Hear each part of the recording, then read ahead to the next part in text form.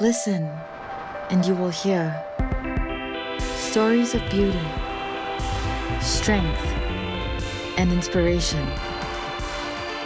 Let's talk Women Talk. Sam Low was arrested at 26 for creating the Sticker Saga and My Grandfather Road series. In the eyes of the law, her art was a form of vandalism, an act of mischief.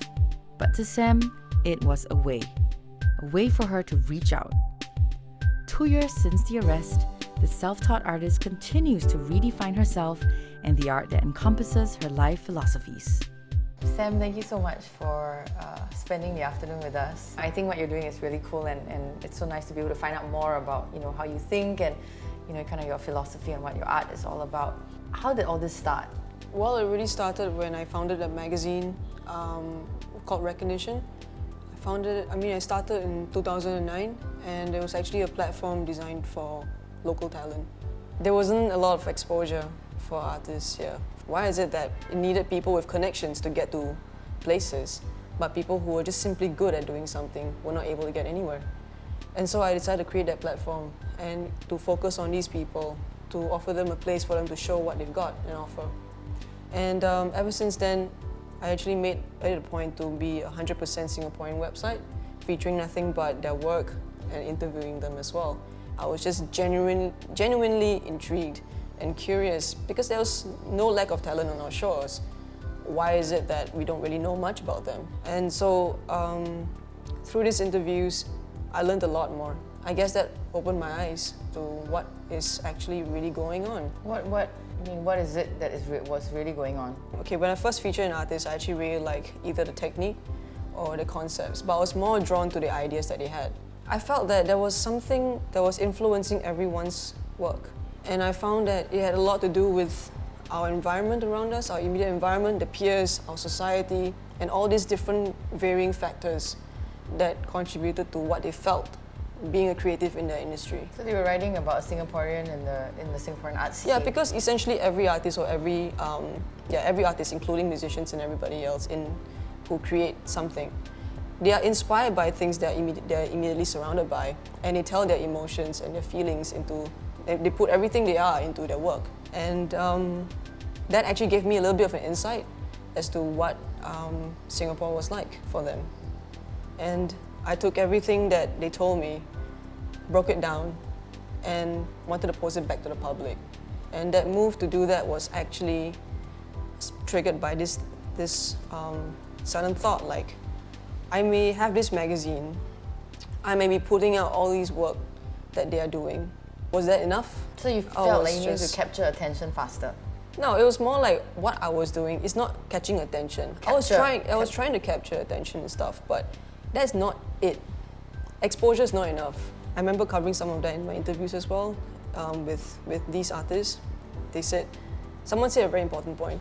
Everyone in Singapore, more like, go to work, they come back after many, many hours. Do they have time to do anything else? There's this disconnect in that sense. And that's how I started looking outwards. Inwards in terms of the country and outside the creative industry. So I boiled it down to different things like culture and identity. So that's how the stickers came about. And the reason why I engaged with the public was really because I wanted to take everything that I learned and post it back to the public. Why do you see this need to collect all these information and then kind of throw it out back there to the public? Because we're all interconnected on each other and interdependent without knowing it sometimes. I felt like we should all play a part in recognizing this issue. That's the reason why I turned to the streets, because it was where the audience was. So urban art basically is the best way for you to be expressing what you want to express in that sense. Yeah, because at that point in time, it wasn't so much of what medium to use and what space to put it at. This is what made sense, right? I wouldn't put the stickers in my house to tell everybody about it, So, but the thing is that this concerned everyone. We should be thinking about these things. Very boldly thinking so. And I really did so with conviction because it was something that hits close to home. It's something that we should be thinking about because if we're going to be living here for the rest of our lives, shouldn't we at least make it a better place? So what we're talking about here is the entire sticker series that happened, right? I mean, you did the Press One's Ken already, and you did the My Grandfather's Road. Tell us a little bit about the thought process behind that entire kind of project. Well, street art is the act of taking back spaces. And with that act alone, I wanted to put out a message which I wanted to reach the public with. And ultimately is to make Singapore feel like home again. Make it feel like the Singapore that they know of, despite all the changing buildings and the landscapes and the amount of noise in terms of advertising and everything. I want that little bit to remind them of how it's like to be a Singaporean. How has that affected you in, this is I'm talking onset of 2 years. 2 years Yeah, later? it's been 2 years. I was having a hard time dealing with the idea of what an artist should be. Because it's only after I got arrested that people started labeling me with the word artist. I was struggling with all these things at the same time while dealing with the fact that I could possibly have post-traumatic stress disorder, which I found were evident in everything that I did after that case. Every time I stuck a sticker outside, or even contemplated sticking a sticker outside, do you know, it haunted me for days, thinking I was going to get caught again. One of our viewers, Melissa Tan, she wanted to ask you what made you start the sticker series and kind of what gave you the courage to do that. But you did that knowing that, you might get into trouble. Why did you still go ahead anyway? Because I felt strongly enough to do it. The whole point of the sticker series is called Champion Colloquial because I wanted people to feel like they were at home, romantically saying. Now you were part of Rascals, part of Recognition, and you're also a girl in an industry, so to speak, that's quite male dominated. And because of that, I guess you started Rebel Daughters. Rebel Daughters is actually an initiative by Rascals, to recognize female graffiti writers in the scene. Because why do you see the need to do that?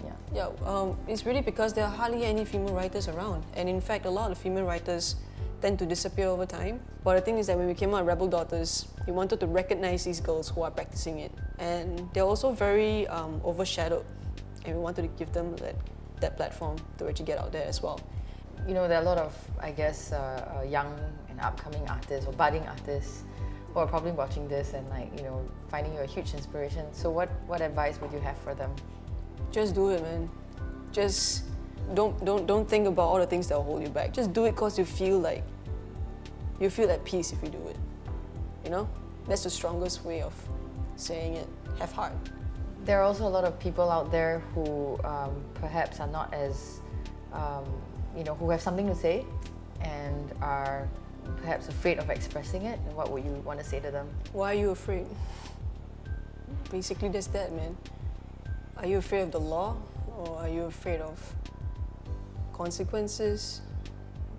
If you actually have in mind that everything is an illusion and that however you feel and see things is your own choice, if you recognize that, will it help your decision?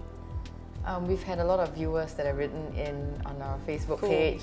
We have Noor Humaira, who wants to tell you that you're a huge inspiration for her. And the fact that you're doing what you believe in, she's really glad that things are working out for you that way. She wants to ask you, where do you find your drive? And what is the underlying story that you have that kind of keeps you going? Essentially, whenever I really feel motivated to do something, I feel that I just need to share. I just need to share something that I feel that is important. And I guess that drive itself, right? If I feel that I really need to spread that message, I'll really go all out to try and make sure that people understand it the best way I know how. Basically, your art expresses what your words cannot. Yeah. Cheesy, yeah. Yeah. But it works, huh? It works out. It's essentially what you are, lah. Everything that you produce is a bit of who you are.